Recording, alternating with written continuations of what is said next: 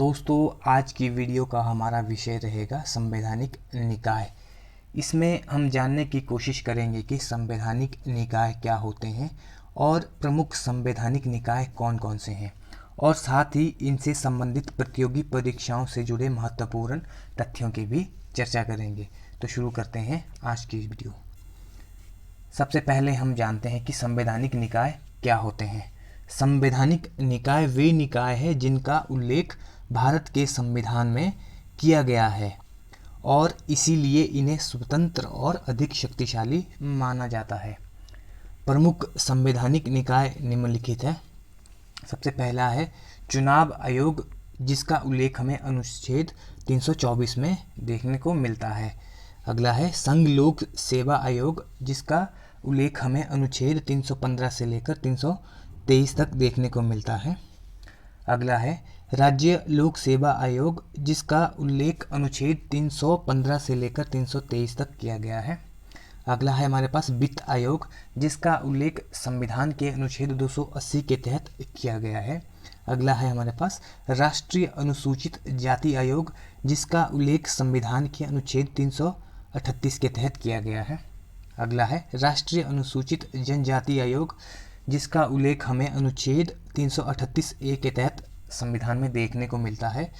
इसके बाद नेक्स्ट है राष्ट्रीय पिछड़ा वर्ग आयोग, जिसका उल्लेख हमें संविधान के अनुच्छेद 338 बी के तहत देखने को मिलता है। अगला है भारत के नियंत्रक एवं महालेखा परीक्षक, जिसका उल्लेख हमें अनुच्छेद 148 में देखने को मिलता है। नेक्स्ट है भारत के attorney general of India general, जिसका उल्लेख हमें अनुच्छेद 76 में देखने को मिलता है। और अंतिम है राज्य के एडवोकेट जनरल, जिसका उल्लेख हमें संविधान के अनुच्छेद 165 में देखने को मिलता है। आइए अब इनसे संबंधित महत्वपूर्ण तथ्यों को देख लेते हैं। सबसे पहले हम बात करेंगे निर्वाचन आयोग यानी चुनाव आयोग की। चुनाव संविधान के अनुच्छेद 324 से लेकर 329 तक चुनाव आयोग और सदस्यों की शक्तियों, कार्य, कार्यकाल तथा पात्रता आदि से संबंधित है। बता दें कि इसकी स्थापना 25 जनवरी 1950 को हुई थी। देश में लोकसभा, राज्यसभा, राज्य विधानसभाओं, राष्ट्रपति और उपराष्ट्रपति के चुनाव का संचालन निर्वाचन आयोग द्वारा किया जाता है। जैन थे और वर्तमान में मुख्य निर्वाचन आयुक्त सुशील चंद्रा जी हैं। अगला देखते हैं संघ लोक सेवा आयोग और राज्य लोक सेवा आयोग। अनुच्छेद 315 के तहत इसे एक संवैधानिक निकाय बनाया गया है। इसमें एक अध्यक्ष और अन्य सदस्य शामिल होते हैं। यूनियन पब्लिक सर्विस कमीशन यानी संघ लोक सेवा आयोग के सदस्यों की नियुक्ति राष्ट्रपति द्वारा की जाती है और संविधान के अनुच्छेद 315 से लेकर 323 में संघ एवं राज्य लोक सेवा आयोग के सदस्यों, शक्ति और कार्यों की संरचना, नियुक्ति और हटाने और उनकी स्वतंत्रता से जुड़े सभी नियमों का उल्लेख किया गया है। अगला देखते हैं वित्त आयोग। अनुच्छेद 280 के अंतर्गत अर्ध न्यायिक निकाय के रूप में वित्त आयोग की व्यवस्था की गई है।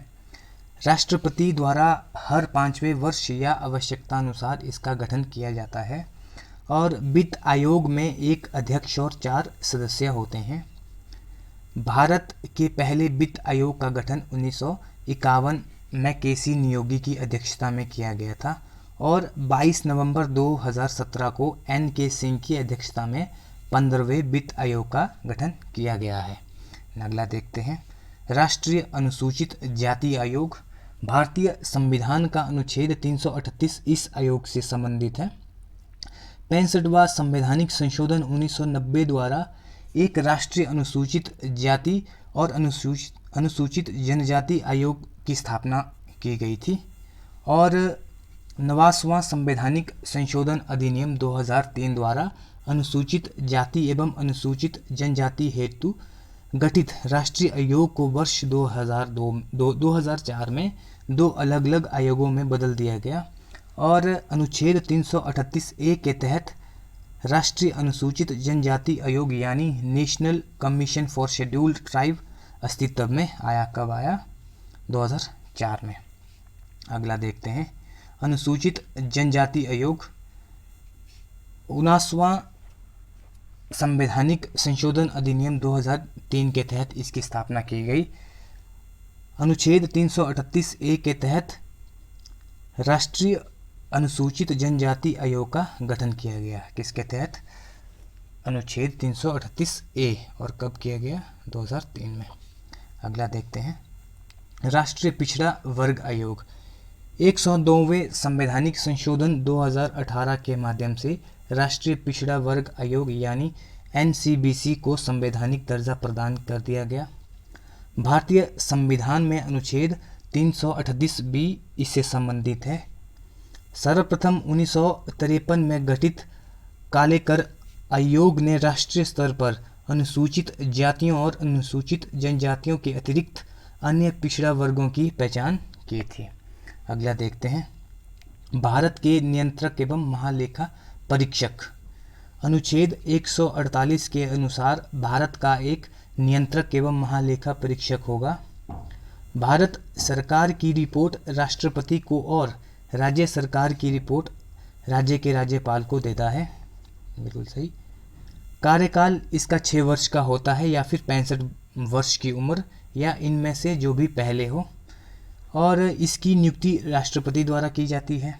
अनुच्छेद 148 4 के अनुसार नियंत्रक महालेखा परीक्षक अपने पद पर न रह जाने के पश्चात वह भारत सरकार के या किसी राज्य सरकार के अधीन किसी और पद का पात्र नहीं होगा। अगला देखते हैं, भारत का महान्यायवादी। अनुच्छेद 76 के अनुसार भारत का अटॉर्नी जनरल भारत का सबसे बड़ा कानूनी अधिकारी होगा। इसकी नियुक्ति राष्ट्रपति द्वारा की जाएगी और अटॉर्नी जनरल को संसद के दोनों सदनों में बोलने अथवा कार्यवाही में भाग लेने या दोनों सदनों की संयुक्त बैठक में मताधिकार के बिना भाग लेने का भी अधिकार होता है। वर्तमान में हमारे अटॉर्नी जनरल हैं के वेणुगोपाल। अगला देखते हैं, राज्य का महाधिवक्ता। अनुच्छेद 165 के अंतर्गत राज्य के महाधिवक्ता का पद की व्यवस्था की गई है। यह राज्य का सर्वोच्च कानूनी अधिकारी होता है। राज्य के किसी भी राज्य क्षेत्र में किसी भी अदालत में इसे सुनवाई का अधिकार होता है और विधानमंडल की किसी भी कार्रवाई में सम्मिलित होने व अपने विचार रखने का भी अधिकार इसे प्राप्त होता है, किंतु मत देने का अधिकार प्राप्त नहीं होता है। Thanks for watching.